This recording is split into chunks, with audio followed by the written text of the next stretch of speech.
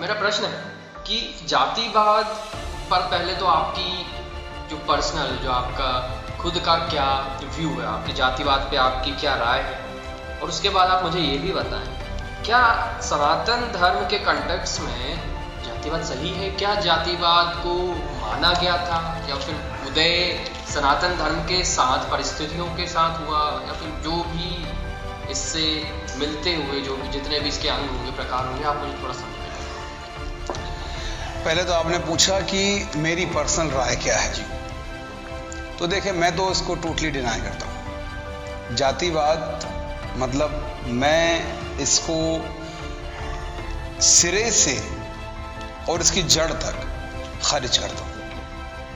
यानी कि मैं बिलीव ही नहीं करता हूँ कि सोसाइटी के अंदर, वो भी इतनी लिबरल सोसाइटी, अभी हमने डिस्कशन किया इस बारे में, इतनी लिबरल सोसाइटी के अंदर जातिवाद होना चाहिए। अब क्या सनातन धर्म जो है जातिवाद को मतलब जस्टिफाई समझता है, या सनातन धर्म से हम प्ली लेकर के इसको प्रूव कर सकते हैं क्या? तो मेरे दोस्त, बिल्कुल भी नहीं। देखें क्या है असल में, ये बहुत पुरानी मतलब कदीम एक सोसाइटी है। जब हम कहते हैं सनातन संस्कृति, तो ये बहुत पुरानी है। तो समय के आधार पे जिन चीज़ों की आवश्यकता पड़ती रही, ये उन्हें एक्सेप्ट करता गया, और जो चीज़ समय के हिसाब से पुरानी होती गई उसे ये छोड़ता भी गया। ये एक बहुत बड़ा कारण है इसके लंबे समय तक टिके रहने का। ठीक है। दूसरी चीज़, सनातन धर्म से इसको अब हम देखें कि इसको समझे जातिवाद क्या है।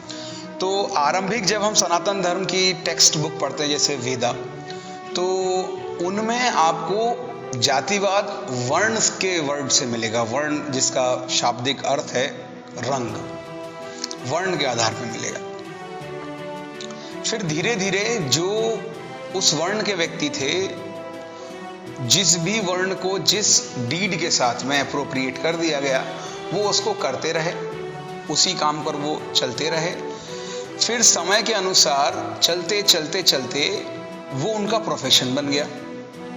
फॉर एग्जाम्पल, क्षत्रिय जो थे वो फिर वो एक तरीके से, एक तो डीएनए भी प्रिजर्व हो रहा है ना इनका, एक लंबे समय तक वो एक ही काम कर रहे हैं। तो धीरे धीरे धीरे उनके कल्चर में भी ये इंजेक्ट हो गया, जो भी उनका डीड था इंजेक्ट होता गया, उनके कर्म इंजेक्ट होते गए, और धीरे धीरे उनके प्रोफेशन में भी आ गया। जातिवाद की शुरुआत जो है, जहाँ पर हम देख रहे हैं, तो ये यहाँ पर जातिवाद की शुरुआत हो रही है। यानी अब कुछ क्लासेस बन गई हैं, अब उनके कर्म के आधार पर उन्हें नहीं सौंपा जा रहा है, क्योंकि उनके घर के अंदर ही अब वो व्यक्ति जन्म ले रहे हैं जो उस काम को कर सकते हैं। तो पहले के सिनेरियो में हम देखें तो वो जन्म पर आधारित वर्ण व्यवस्था नहीं थी, वो कर्म पर आधारित वर्ण व्यवस्था थी। लेकिन समय चलते चलते चलते ये जन्म पर आधारित वर्ण व्यवस्था हो गई।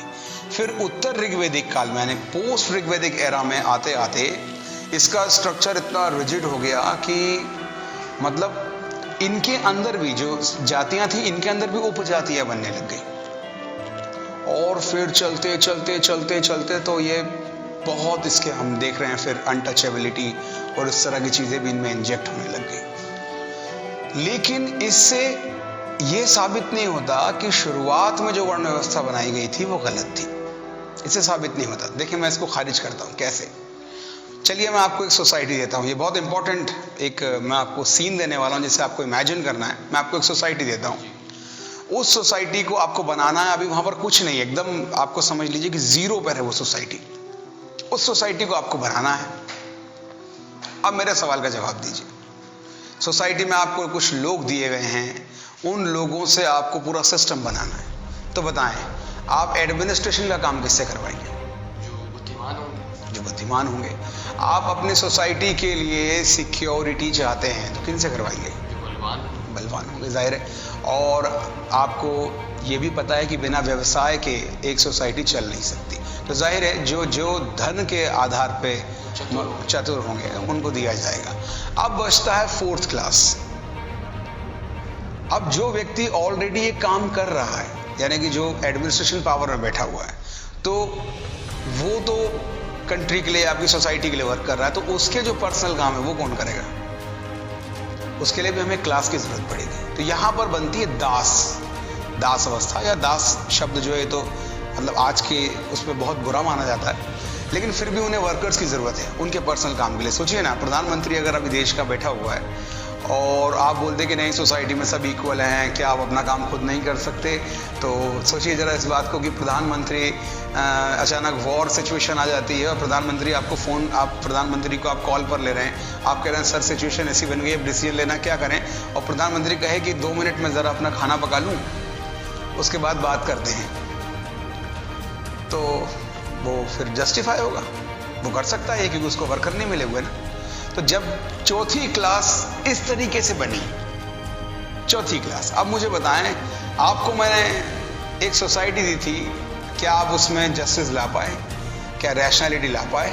रैशनैलिटी तो ठीक, जी बिल्कुल ठीक है, लेकिन अब मुझे समझाइए कि एक दूसरी बुद्धि का व्यक्ति जब इस सोसाइटी को देखेगा तो इसके अंदर से लूप होल्स नहीं निकाल सकता क्या? बहुत सारे लूप होल्स निकालेगा वो बड़ी आसानी से। तो इसमें हम क्या करेंगे? अब एक और सिनेरियो देता हूं, ध्यान से समझिए इस चीज को। अब ये जो एडमिनिस्ट्रेशन में लोग हैं, धीरे धीरे इनके बच्चे भी इसी में जुड़ते जाएंगे। आज एक डॉक्टर अपने बच्चों की शादी डॉक्टरों में ही करना चाहता है, तो कल को यह संभव नहीं कि एक कास्ट डॉक्टर बन के सामने आ जाए। 50 साल बाद, 200 साल बाद, 500 साल बाद वकील एक कास्ट बन के आ जाए, फिर वो भी अपने अंदर ही उनके जो इंटर रिलेशंस हैं वो उसी में हो रही हैं, मैरिजेस वगैरह उसी में हो रही हैं। तो कास्ट तो आप कुछ भी कर ले बन जाएगी, वो भी इतनी खुली सोसाइटी में जहां पे आपके ऊपर रिलीजन की बाउंडेशंस भी नहीं है।